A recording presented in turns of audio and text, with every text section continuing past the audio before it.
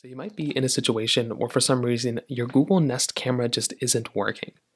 Now, this can happen for a couple of different reasons. The number one reason or the main issue that you might be running into here is to number one, make sure that your Google Nest camera is plugged in.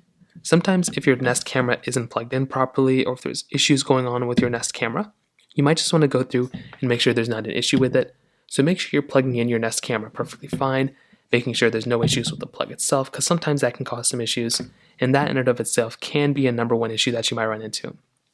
Now, another thing you may want to try doing is trying to see what the error is. There's an LED icon at the front that basically showcases when this thing is on and when it's off.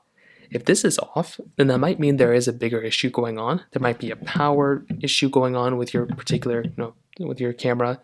There might be some other issues going on too. So you might just want to make sure there's not an issue like that going on, because sometimes that might be the issue, and you might just want to make sure that isn't the issue going on inside of your particular device. Now, you might also want to double check your internet connection.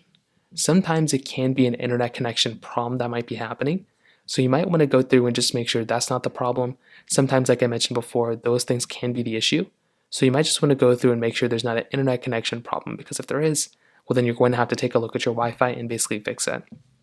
And finally, if none of those things are still working, you might want to go through and just double check the outlet that you plugged your camera in. You might want to plug it into a different outlet. You might want to change it around.